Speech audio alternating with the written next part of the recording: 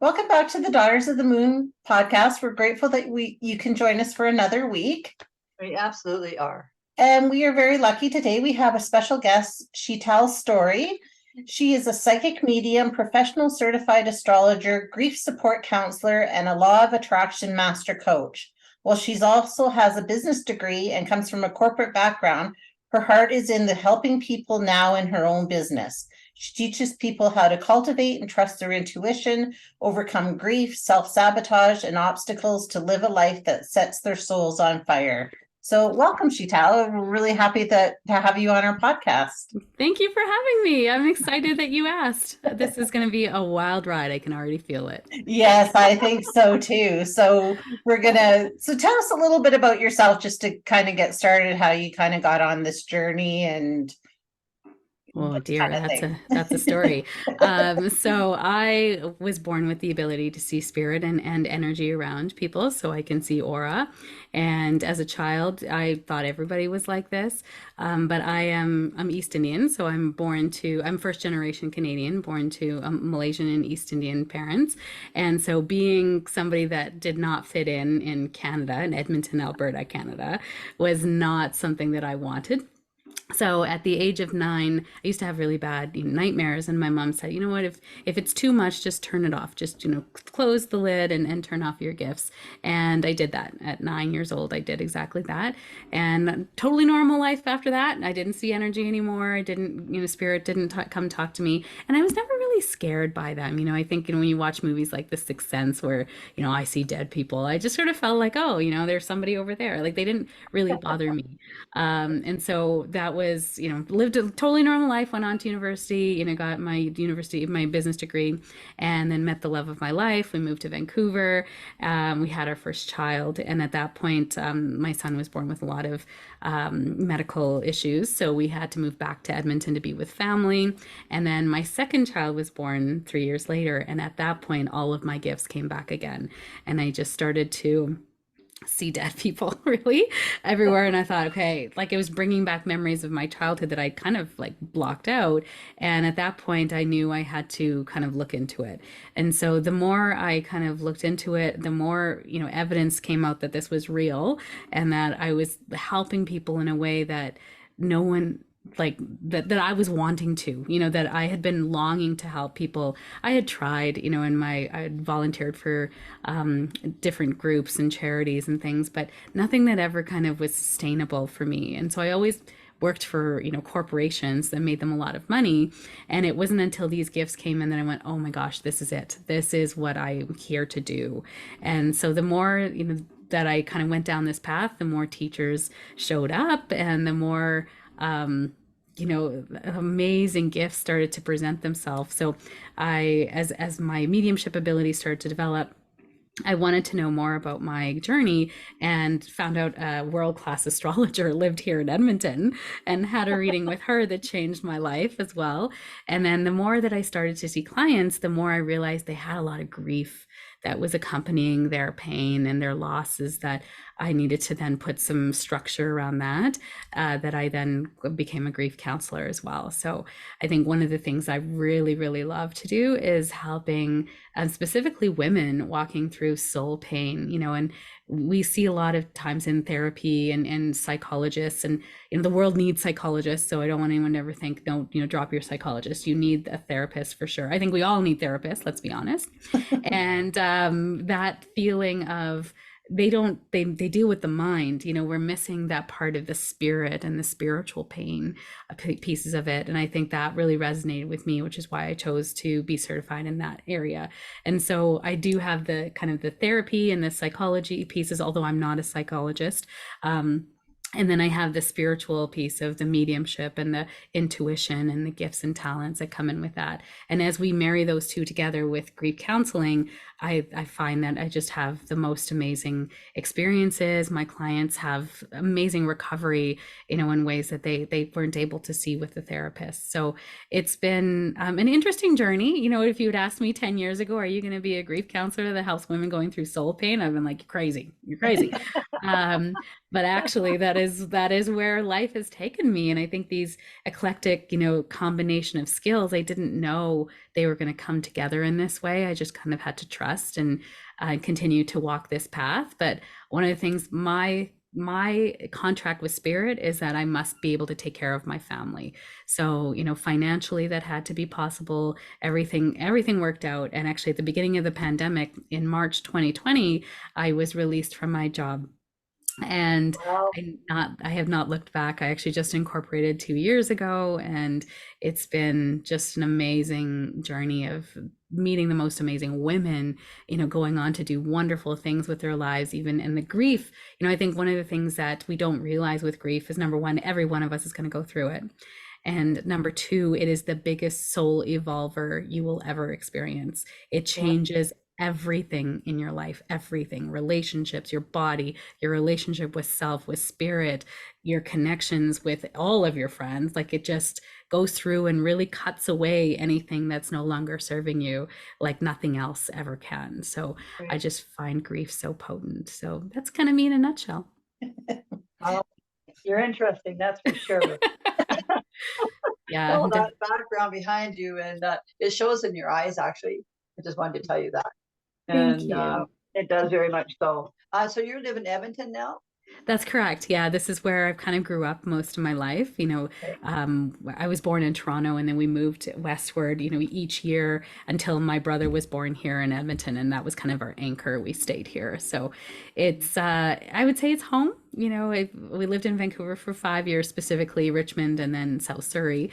And then we came back as young married couple to really set down our roots here in Edmonton. So was there something to do with grief that made you go in that avenue, like sourcing that out? I think for me, especially being a medium, I saw so many people going through grief. And, people don't come and see me when life is going great. Like, let's be honest, right? And so that I love helping people that are moving through tough times and transitions in their life. That is something I love, because I've always been able to illuminate the possibilities and the whys. Like, why is this happening? Because I think so oftentimes, when bad things happen, especially if you don't live in this spiritual world, you kind of just are like, why did this happen? Why do bad things happen to good people? And when we start to understand what's meant to happen from here on, how does this change you, then you start to understand the gifts of this. And it can be really difficult when you're in it. And so I often say, grief requires its time. It will not be something you can rush, and I know so many of us, especially us A-type personalities, right, ladies, everyone listening, you just want the fastest way through it, and just like, show me the magic sauce that I can get through this really quickly. And grief demands to be heard. It will not be rushed, and it will not be, coddled. It needs its time. And so, the tools and techniques I use is, number one, I help you use the energy of grief, but you also need to find me at the right time.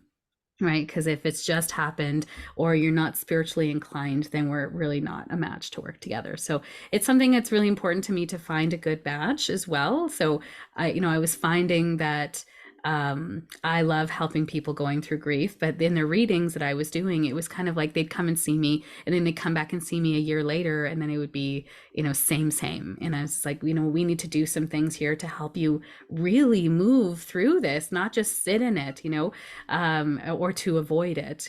Both of those things aren't helpful. So what can we do to help move through? So in my grief counseling certification, I learned lots of tools and techniques around it. And then I also have my master's in coaching, which then gave me the CBT, the NLP, like all the hypnosis as well. I'm a certified hypnotherapist, a therapeutic hypnotherapist. So that really helps. I have lots of tools in the toolkit, and as things present, I get to pull those out to really support my clients in whatever way they need it. That's great. And you said that, like, when we were talking just before we started, grief is not just because somebody passes. So can you explain a little bit of that to the listeners, like what grief encompasses and what we grieve as we grow older or go through different things? Yeah, I love that you mentioned that, Kim. I think it's that any kind of transition, anything that we experience, we will receive grief. We will experience grief through it. So even like a wonderful new job opportunity where you're leaving this other job, there will be a grief because you might love the people that you're working with, and you're like, it's a wonderful opportunity, and I can't believe I'm sad. And you're like, it's okay. When something, we as humans need a lot of safety, and so when we don't have, or we've created this wonderful safety, and now we're stepping into the unknown, there's going to be a unsafeness about that. So there can be a grief of leaving things behind. We can have a grief with, loss of someone passing away. I mean, that seems to be the most common interpretation of grief, but it's not just that. It can be the loss of a job. It can be loss of an arm. We saw that a lot with long-term COVID. So many people lost the way of life. We saw that with COVID, period, right? There was so much grief. And when it is not acknowledged, it turns to anger. And we really saw that in, around the world, especially here in Canada, with things like the convoy, because there was so much grief that had nowhere to go. So it started to turn into this activism, into this way of like, see me for what I am experiencing. So when we don't acknowledge grief, especially as leaders, we really leave people to try to sort it out for themselves, and they might not find the best outlet for that.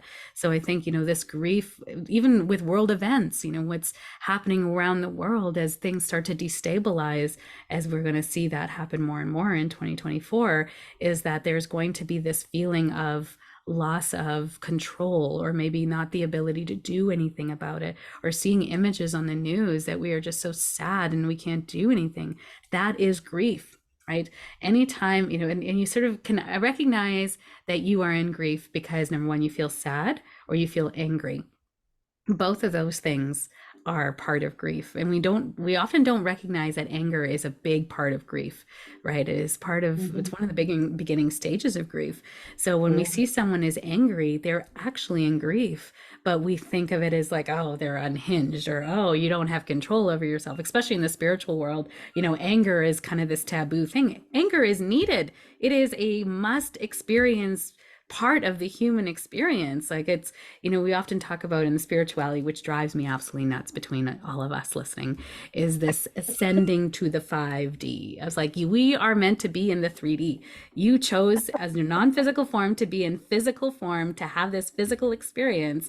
You cannot ascend to the 5D if you are in physical form, and you're meant to experience the physical form's experience, which is grief, loss, sadness, joy, happiness, passion, purpose, all of these things are part of it. And anger is an integral part of boundaries and of grief. So yeah, it's all needed. And I think, being in the spiritual world, I see so much of this made wrong, right? You can't feel your feelings. You're not supposed to be angry. You're not supposed to, just optimism, and positive your way out of grief. And it's like, no, that is a band-aid, and grief will demand you to see it. And that's the sadness, the anger. Yeah. You put that well together. When my husband passed, which had a stroke, I got mad at him. Very normal. Which was the only way that I could handle what was going on at the time. And, so I can see how anger can help you go through the processing, because you need something to hold on to, right? That is going to get better, Yeah. And that's, I think, the whole time when you're going through something like that, you're thinking, this will get better. Oh my God, doesn't seem like right now though. And it doesn't.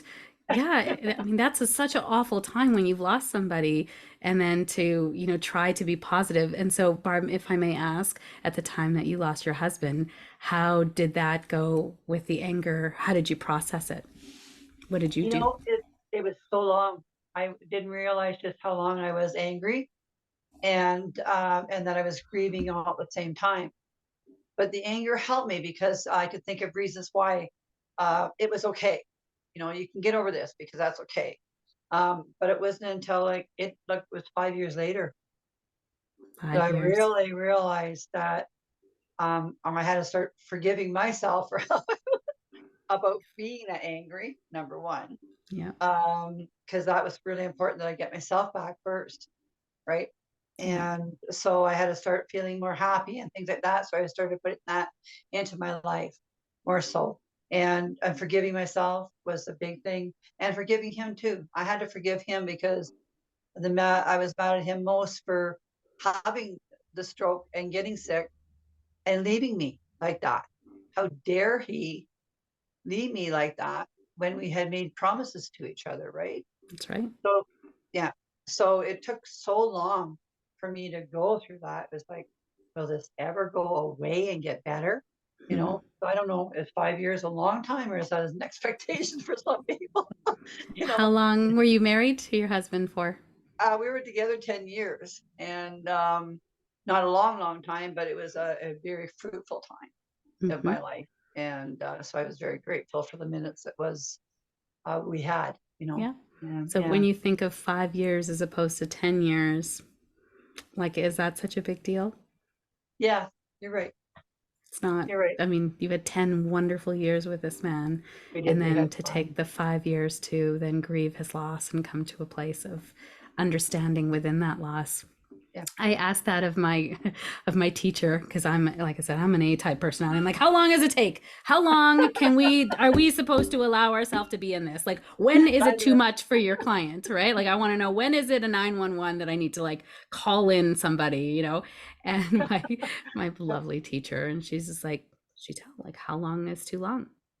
How long does grief need? And I'm like, I don't know, you're the teacher, tell me, like, how long does it need? I need a timeline. And she's like, grief does not have a timeline. There is no timeline. She said, what we can see though is unhealthy patterns that require support.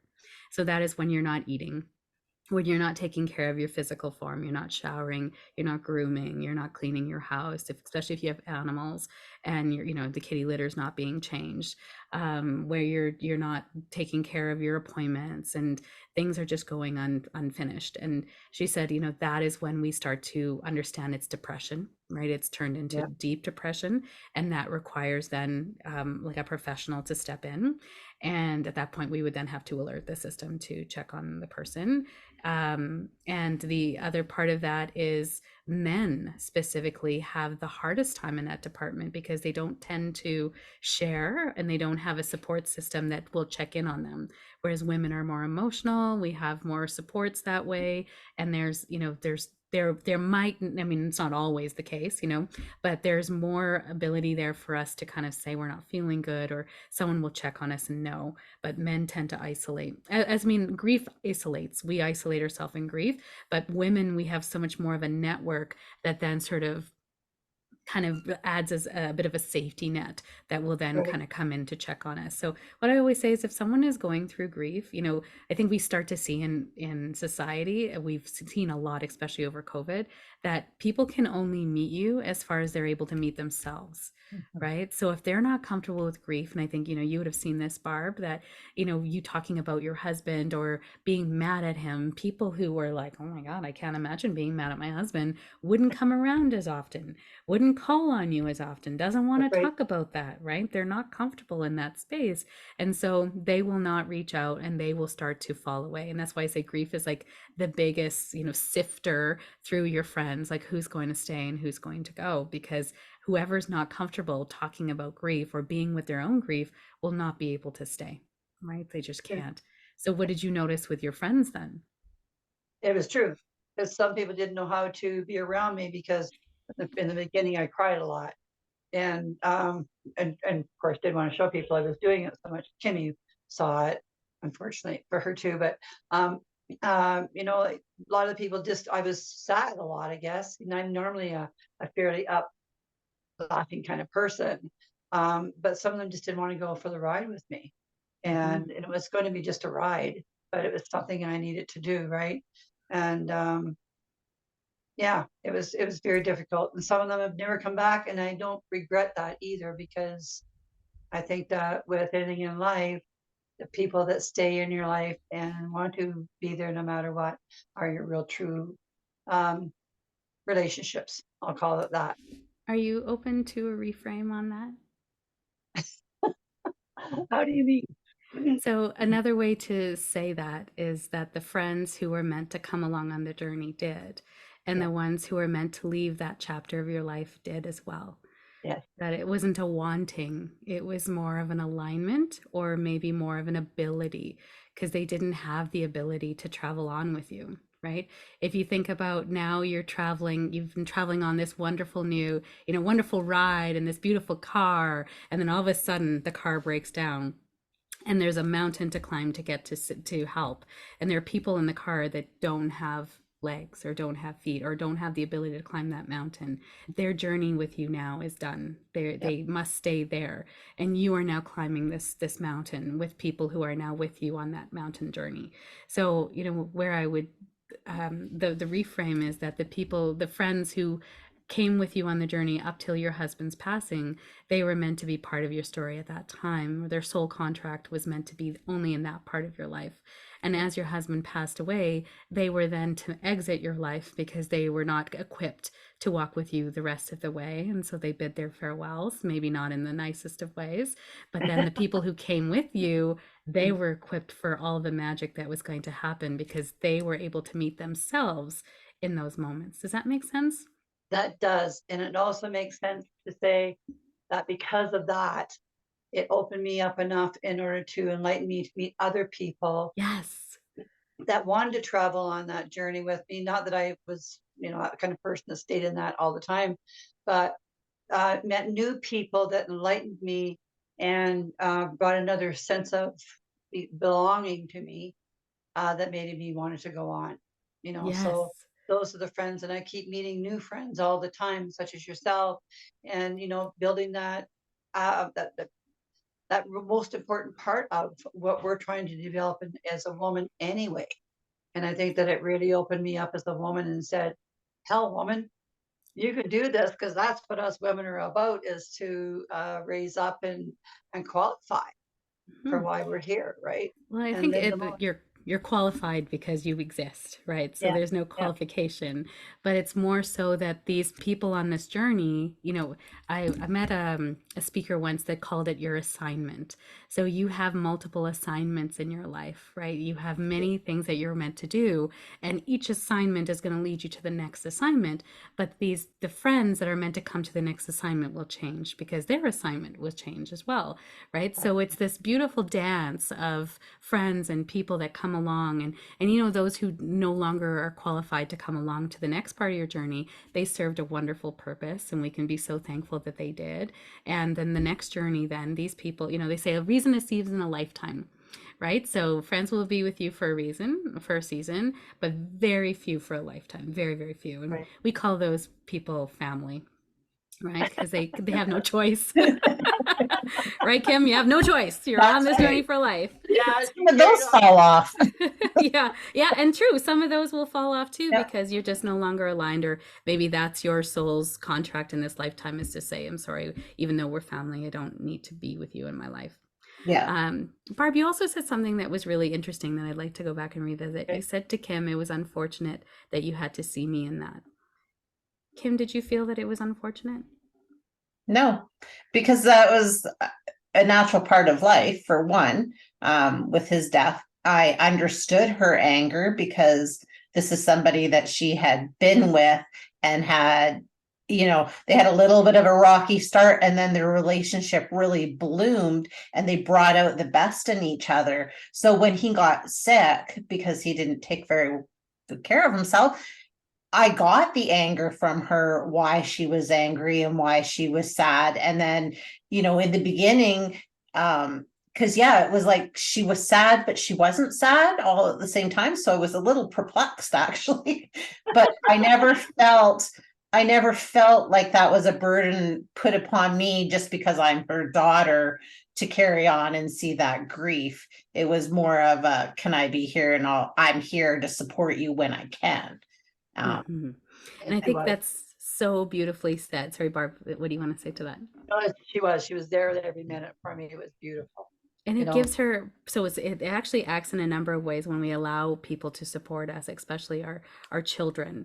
Number one, they get to see what grief looks like, right? Okay. So one day she will outlive you, and so she will have to go through grief in that way. And so understanding that it's okay to be angry and grief. You gave her permission for that, to see you do it. She didn't feel uncomfortable or that wasn't the right place. She understood why it was there. And so one day she might be mad at you as well. And Yeah. you will come back as a spirit because she's a medium as well, that she'll be like, mom's like, I'm right here. I never left you. What are you talking about? Right. And then number two, it allows Kim to be in her purpose of being a support for you. So we often think as independent, strong women that doing everything ourselves is kind of the only way. We learn that that's actually a wound of childhood, right? That we have to do things ourselves and be independent. And of course, our parents want us to be independent. So we're kind of taught that at a young age.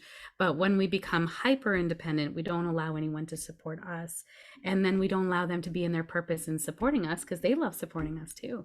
So by allowing Kim to see your tears and to be there with you and sharing what you were going through, you allowed Kim to be on the journey with you and be in her gifts and talents and to be there for you as you were for her. So it's actually a really wonderful gift. Wow. Never thought of it that way, but thank you. Thanks, Kim.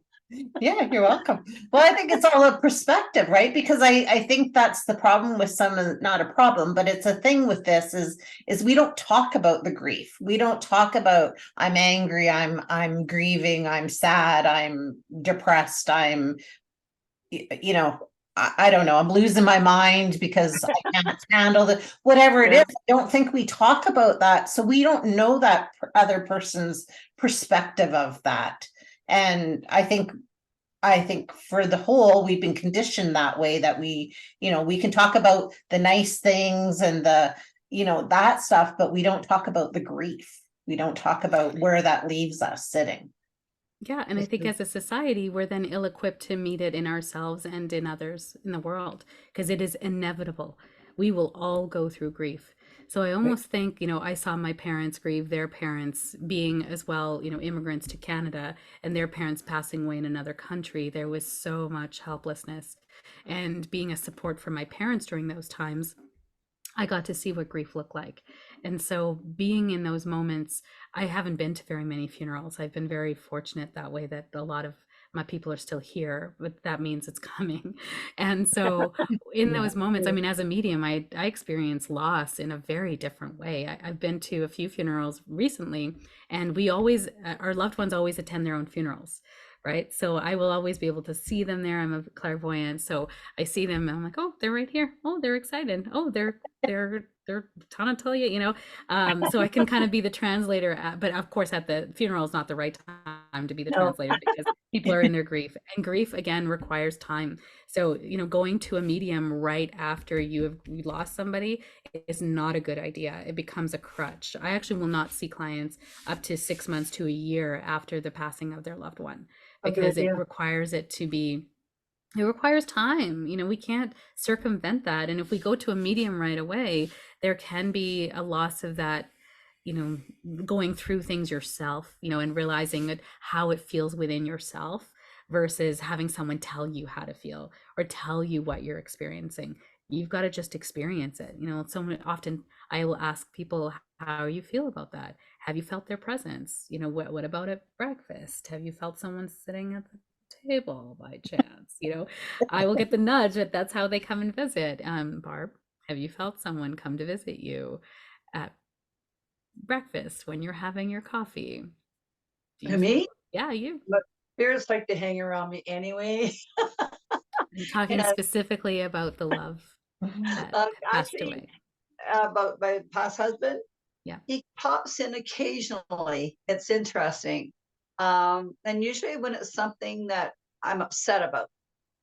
And it's like he comes in at that time and drops a dime or something and says, that's my little thing that says, oh, Barb, what are you doing worrying about this? Like, you've got somebody here helping you. They're showing up a dime in my shoe yesterday. It was like, oh, I love wow, that. you really want to be noticed, right? So I mean, I'm fortunate enough that I can feel them and see them, and I'm so grateful, Mm-hmm. But there's another thing, another conversation one time I wouldn't mind having with you and Kim, is how you see spirits from the other side. Because I don't know about you, but people ask that of me all the time. How do you It's see interesting. them? So I will sometimes see them as an external, so I can like Cersei, your husband standing next to you now, so I can see that as well. And I also want to, may I share something that he just wanted me to tell you? Yes, We open to please. that.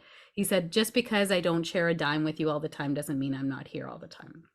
Ah, Okay. So just because the dime is what, like he said, I need to get her attention because she's so distracted all the time with all the things, right? That this is the only way I can get her true attention. But his presence is so loving and subtle that it's not always bam in your face, right? So he'll drop the dime to get your attention in those moments that he knows he needs to get the most. But he's there with you more than you think, is what I'm kind of feeling there. So sometimes I'll get like when I first started seeing spirit again, like 14 years ago, I would see them externally, like standing next to you. And then I would, actually see them externally. Now I get more of the feeling combined with. So I even got the thought that dropped in, and I know it's not mine because I meditate and I know what's mine and what I'm thinking. And I'm like, oh, that's not my thought for sure. That's like, she doesn't know I'm here all the time. So I got to drop this dime, I'm like, that's not mine. That is his. Yeah. So that's how they'll get my attention, because I have very strong boundaries with spirit. I'm a mom of two. I have lots of things I do in the community. I have other roles that I play. And so I don't have this on all the time, right? I'm not kind of, my light's not turned on all the time, if you think about it. And so that way, so I will, if spirit wants me to say something or get something across to somebody, they will have to get my attention. And so in order for that to happen, they'll either have to like turn on and off light, or have me smell something that just feels out of place, or catch my attention in some way, because my boundaries are very strong. And so when that happens, then I know someone is here. I will say to them one of two things. You can either get them, so let's say, this lovely gentleman's here for you, Barb, and so I'll say to them, either you have to get her to ask me if I'm a medium, or you have to get her to talk about you to me. That'll be my thing. So that'll be, I know that they have done their work to get you to me, because it is not okay for me to just help myself to your life, right? I can't just come up to you at the grocery store and say, by the way, I see this. It's not appropriate. Number one, no one's ever asked me. You didn't ask me, there was no invitation. It's so voyeuristic. Like, why am I even looking, right? That's not okay. And, I see this a lot with beginner mediums, because they don't know how to control their gift. So it's just there, and they're so scared that if they have a boundary, or they close the door, or they say, no, I can't talk to you right now, they're scared that spirit won't come back and the gift will be lost. And I was like, a violinist doesn't lose their gift because they put down the violin. Like, it's always there. It's contained within you. It's a soul quality. So you can put those boundaries in place with spirit, and spirit can only come and talk to me inside of a reading, or if they get my attention and then they follow those two things. So in the span of 14 years, I have only had spirit do that twice, where they've got my attention and I said, okay, you tell them to then ask me if I'm a medium, or start telling me about you. And then that will be my sign for, and then I always will ask permission. Like, I will just say, I don't share that right off the get-go with everyone to me, but I'll say I'm a psychic medium and I'm getting the nudge from spirit. I feel like what your loved one is here. Would you be open to receiving a message? And those 2 times they've said yes, right? Cool. And it was a poignant time. Everything else it's never come to fruition. It's not my job to manage that piece. Even though I'm an emissary for spirit, or an ambassador for the spirit world, I cannot just be helping myself to everyone's life.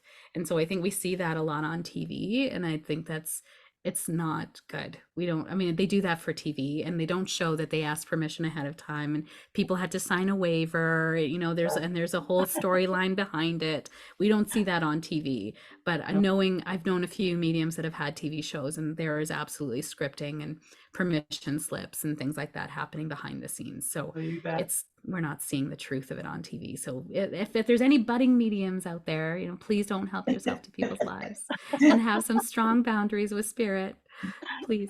Yes, boundaries are important. And one of the questions I wanted to ask you, which is switching back, is so with grief, it's kind of a twofold question. Like, how do you kind of recognize in yourself that you are grieving?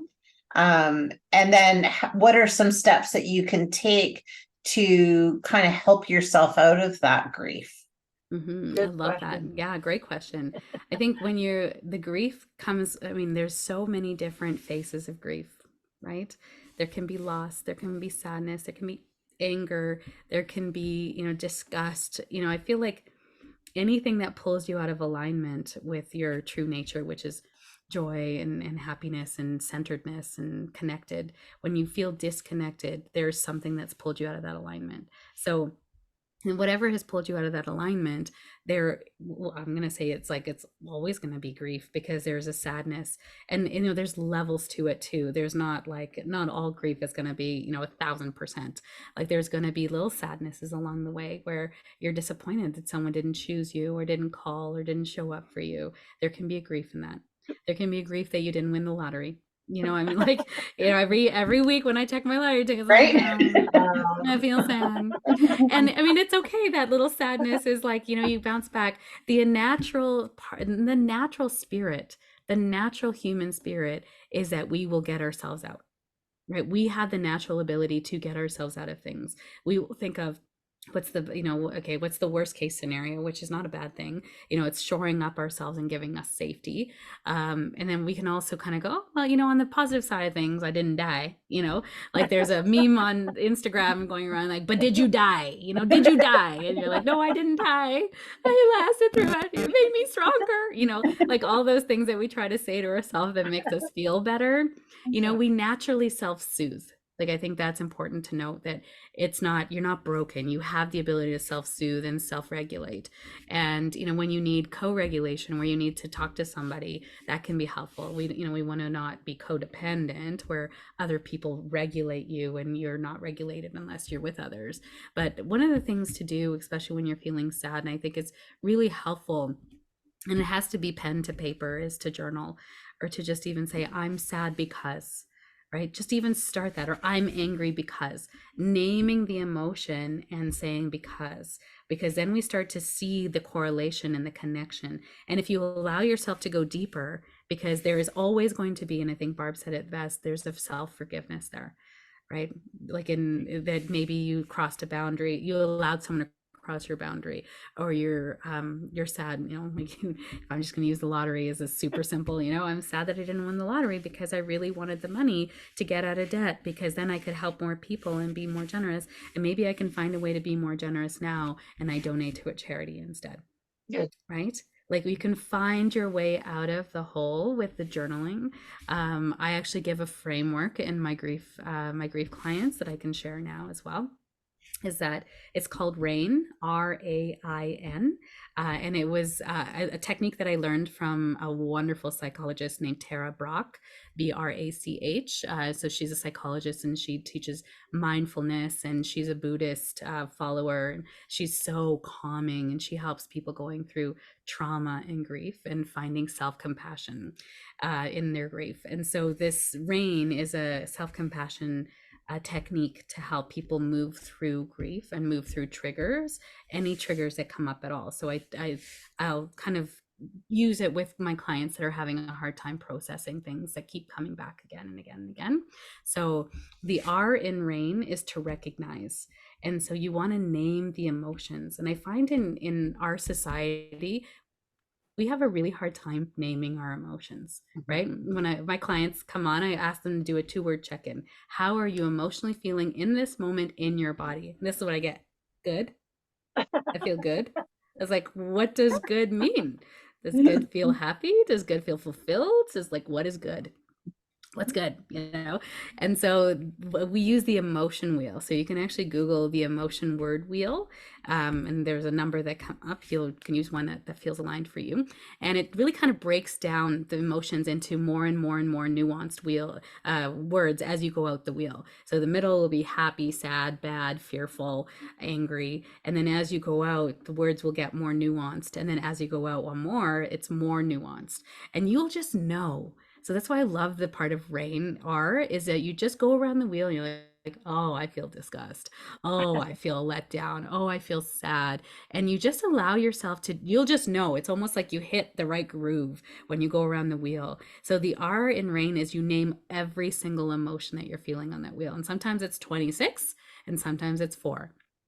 Right? So you're just naming all the emotions. And I find that you're about 70% better after the R because you just Wow. feel acknowledged, right? You just feel like this part of you gets to feel this and you're feeling these ways. So even if you think, Barb, back to when you lost your husband, that, or when he transitioned to the spirit world, you didn't lose him, he's still here. Um, but that those all the emotions you were feeling as you go down that wheel, I think you would have been like, yes, I am feeling angry, and yes, I'm feeling sad, and I'm feeling lonely, and I'm feeling, disgusted that this was happening. He didn't choose me, and just allowing all of those things to live there, right? We often will just kind of try to skirt around them because it feels like they're not appropriate, or we shouldn't be mad, or he's dead. Like, why am I mad at a dead person? Like, obviously he didn't choose dead. And I hear that a lot from my clients. I do. And Yeah. it's so normal to be angry at those who've transitioned. So then the next one, so R is just naming all the emotions. That is it. All the words. Then the I is acknowledge and allow. And so the acknowledge is that this part of you gets to be here. She belongs. This party that feels angry at her husband for not being here, she gets to take up space. Yeah. She gets to live here, and we get to give her space. Because so oftentimes, especially as women, but I think it's all, also men, is that this part of us that doesn't feel stable, that's angry or upset or grieving, we just want to feel good again. So we throw her in the closet and shut the door and say, shut up, don't say anything, just be quiet, I just want to be happy again. And she's like, but I want to be heard, right? But I'm gonna be heard. You just wait, right? And as soon as you have a low moment, she comes out and she drives your bus, and she's like, "Ha ha! Here I am." It's not. It will not be. Grief will demand to be heard. So the A in rain is just to acknowledge that this part of you belongs. She has something to say, or he has something to say, and he or she gets to be heard now. And I almost sort of imagine, like, I put a hand on my heart and say, she too belongs. And I imagine her standing and taking center stage in my mind and being able to speak to me now, unfiltered, unbothered, really just speaking her piece. Right. And then the I in rain is now to investigate, to go deep. Why do I feel this way?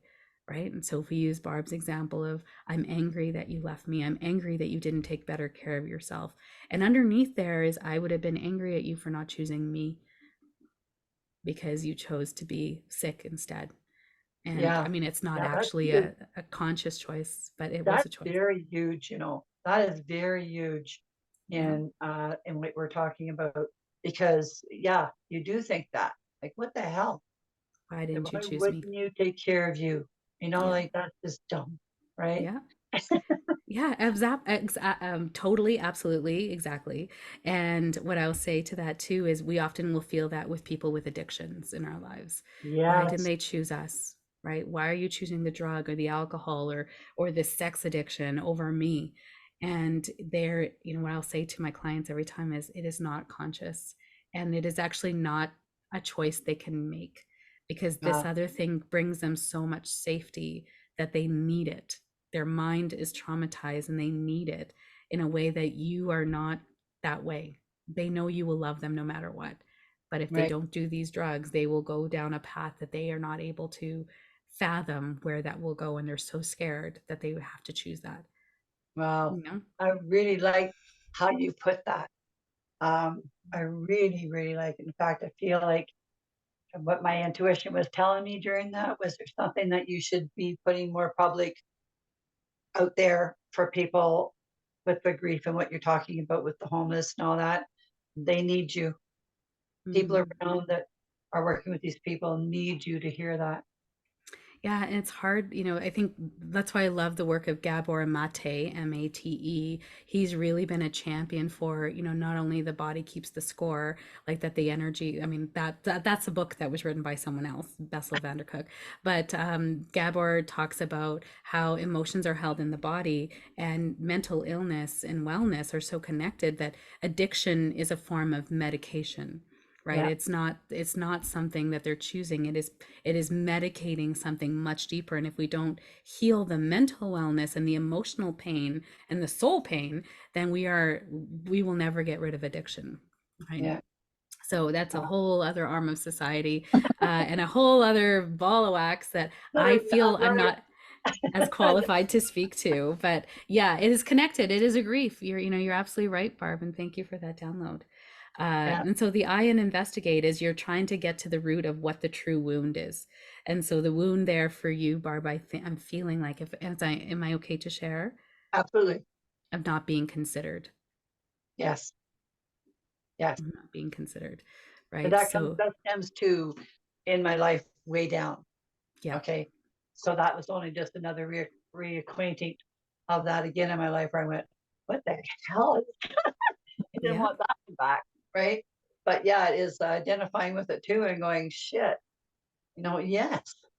Yeah. And that not being considered, you then will, as you evolve, in astrology, we talk about evolution as a spiral up.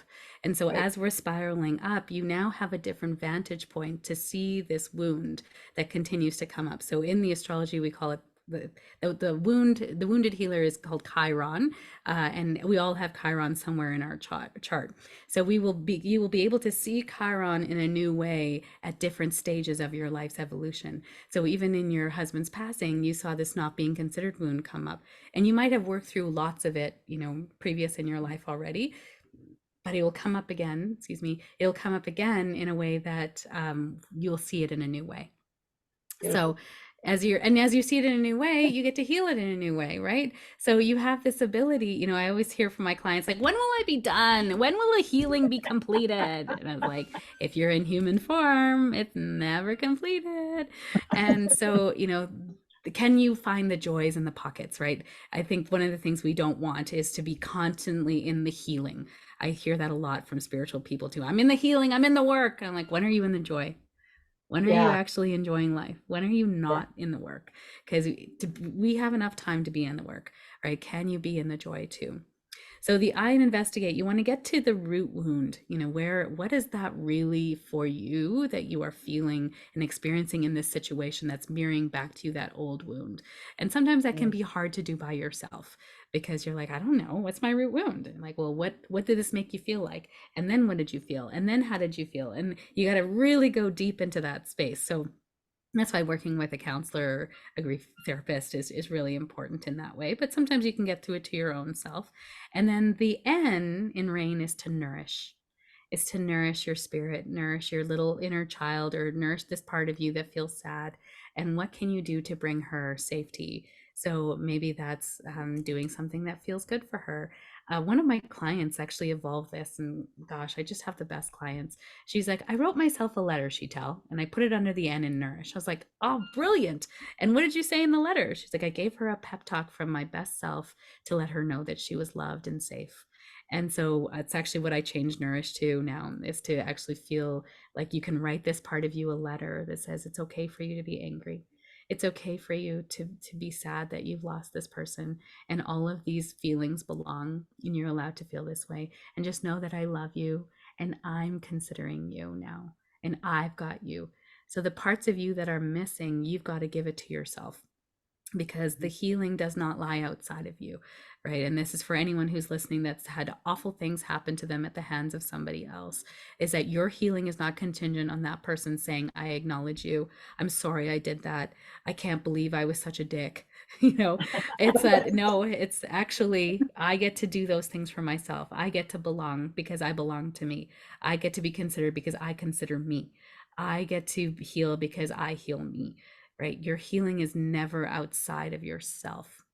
And I often will hear that from my clients that are like, I'm going to hold this until I'm acknowledged for how hard I've worked, or how much I've done for my family, or how much this person hurt me. And I said, and I want to ask you, who is that hurting the most? It's you. Yeah, right? absolutely. Yeah. So grief is very nuanced. I don't know if you like, there's one big, red flag indicator that you are off track or that you are in grief. But I will say that when you're not in joy, you're not in alignment, you're not in connectedness within yourself or within your community, there is likely a grief that's there.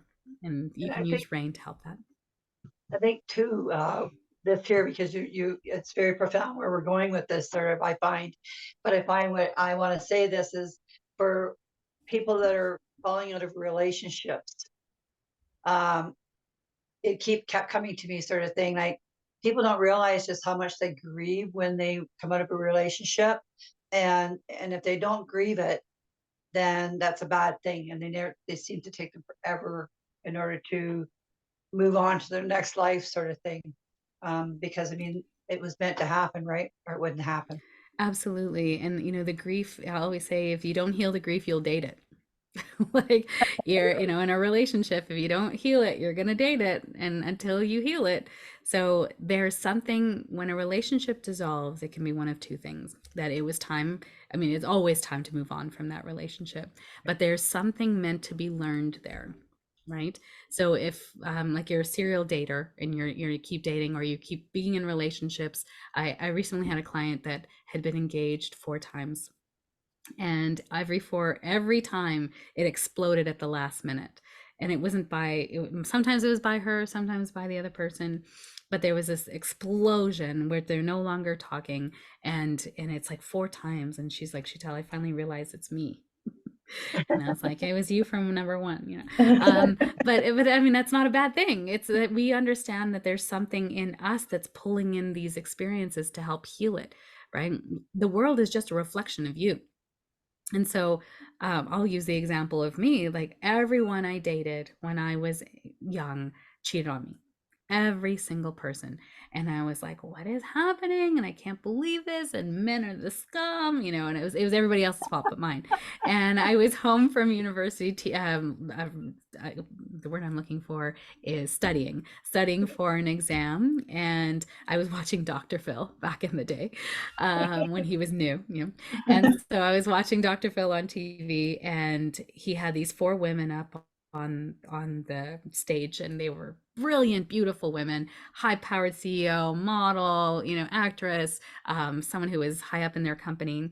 And he said, tell your story, including your relationships. And each one of them had been cheated on. Each one of them, marriage dissolved, relationship dissolved, all because of cheating. And he said, okay, ladies, so what's the common denominator? And they all looked at each other as like, us? Like, the cheating was because of us, because we did it, like, we pulled it in. And I remember sitting there going, it's me, I'm the problem, it's me, that Taylor Swift song. I'm like, it's me, oh my God, how did I pull this in? And I went on this massive soul journey to kind of understand, why did this happen, what was happening. And I actually, like, pulled out a piece of paper, and I went, okay, the first boyfriend I got, why did he cheat on me? What happened? What was the outcome? Second, third, fourth. And as I went down, I'm like, each one of them, I had lost myself in the relationship because I so desperately wanted them to like me. Like, so desperately just wanted to be chosen. Okay. That's one of my ones. I wanted to be chosen. And so as I realized that I was worthy and to be chosen, and I'm no longer going to give my identity away. I'm no longer going to lose myself. And so I went on a sabbatical, a 2-year journey of dating anyone and everyone I wanted, and never losing myself in the journey. So it was really important to me to just date everybody and do all the things I wanted to do and be me. And damn what society thinks of me, I'm just going to do the thing. And the next person that I seriously date will be my husband, and I will know it because I will see it in his eyes. I will know it's mine. And I did on a 2-year journey of dating everybody, and oh my gosh, it was so much fun.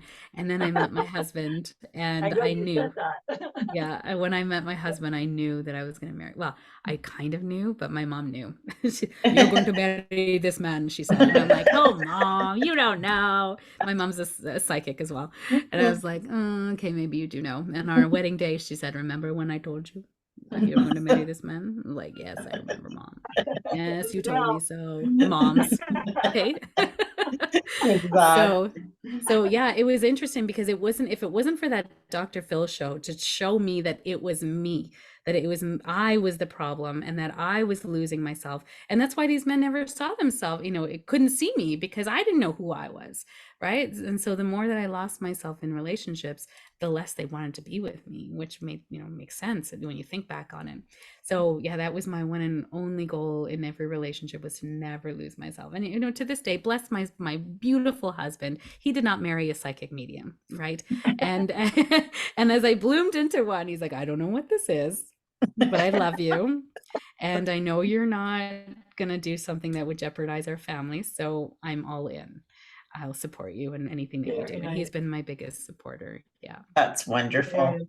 That's amazing. Well, you've had so much information. What is one piece of information or advice or one thing that you'd like to share with the followers that you think is poignant for them to hear? Well, I'm getting a download of two things. So one is that trust your intuition, but use discernment. So it's like, we're not just like, I'm getting the nudge that I should go to Portugal. And you're like, okay, but do you have money? Like, do you have a plane ticket? Like, how are you going to get there? Do you have somewhere to stay? So like, let's use discernment with our intuitive downloads that we're getting, right? And allow to have safety in our intuition. And then number two, allow yourself to feel your grief with support. Like, we don't want to just be sitting in this grief, shit pile. Let's be honest, right? Grief can feel like that. Let's have some frameworks around it. Let's have someone to support you. Let's reach out. I would be happy to support you. But I'm also, like I said before, very discerning with who I support, because if you have deeper trauma, PTSD, sexual trauma, that is not in my wheelhouse. And I want to make sure that I have the skill set to support the people that need me. So Good for you. yeah, so it's important to find support and help. And like I said, everyone needs a therapist. Like, everybody, we are not meant to do this alone. And to have people that have these gifts and talents to support you in the ways that make you feel really good and aligned. Sometimes it's not just your friends. You do need somebody who has more skills and abilities and went to training for it. And not all therapists are created equal either, right? So just because you had one therapist that wasn't great or they didn't see you doesn't mean all therapists are like that. So give someone a try, or if you think that working with me is something that you want to do, reach out to me. I do book out about 3-6 months in advance, so it's hard to get into my calendar, but the right people always find me at the right time, is what I'll say. That's right. Perfect. And so, speaking of that, how can people find you? I love that. So I am psychic. So there's the easiest way to connect with me is on Instagram. On Instagram, I'm Sheetal Story. So just my name. And then, or sheetalstory.com. So I'm going through a bit of a revamp on the website, and it's so interesting. My number one booked item, where I'm booking out into March, well, a few years out, because I know this is going to air a little ways away into the future, but my grief counseling is not currently on my website. Oh wow. Isn't that funny? It's so interesting. I just talk about it on Instagram, and I get a lot of referrals from other grief clients that have gone through or have been through my intuition classes or my mediumship classes, that they just know that I also do grief. And so that it's one of the things I love to do the most, truly, is helping women going through grief, because the rewards on the other side and how much they change and how strong and sturdy they are in themselves. Like, even Barb, seeing you, now versus where you were then, like how much has changed and how much truth you are, within yourself now, without a shadow of a doubt. It's so beautiful to witness. I'm so honored to be on that journey, if that is who you're called to walk with me on it. But yeah, my website and Instagram. Thank you. We will do that. We will do that. And we already do. Well, thank you for having me on. This has been so lovely. Yeah, thanks for joining us and sharing space with us. It was amazing. We'd love to have you back on some other time, and we would love that. Talk more, because you're just so inspirational, and I think people will really get a lot out of that, because I think it's something that, like I said, we don't discuss enough in society, and I think it's important that we do. And I think if I was to give some advice to anybody, Not that anybody has, but it would be to talk more about grief and talk more about our emotions, and know that talking about our emotions is not a bad thing. We need that to work through what we're going through.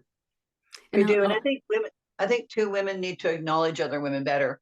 Like when we see another woman, smile at the other woman. So many people, I smile at a lot of people. And I find that women, oftentimes I smile at them and it's like they're looking at me like, why are you smiling at me? It's like, aren't you happy today? Because you're just alive. But I mean, but I find that they can smile at a guy or something like that, but they don't acknowledge us women as we're meeting them. And I they need to smile do all that the more. time. As you can probably tell, I smile through this entire thing. I smile all the time. It's funny because it's one of the things my husband says it's one of my best characteristics is my smile. Because I Yeah. just smile at everybody. I walk down the street and I smile. I'll say hello. I'll say good Yeah. morning. And it's disarming, you know, and it's fine. I don't care if you can't receive it. I'm going to give it. I'm going I to go, send it out to the world, and people will eventually get used to it and go, oh, somebody smiled at me today. That might change my life. But what I'll say no. to what you said, Kim, with sharing your emotions, I'll say share it in the right rooms. Share it with people that can hold them. Because if you're sharing them with people, that's when they call it TMI, right? And I love when people go, I think this is TMI. I'm like, there's no TMI with me. You tell me all the things. You're having problems with your bowel movements. Tell me, I'm good. You know, I'm a Scorpio rising. I can tell all, I can hear all the things, and it doesn't bother me at all. So share it in the rooms that you feel safe to share them in. Absolutely. Right. That's perfect. Well, thank you again. Wow. It was so much fun sharing space with you, and yeah, just thank you so much. Thank Yeah, you. thank you. It was so fun. Come back and see us, okay? Absolutely. And everybody else, tune in next week. You betcha.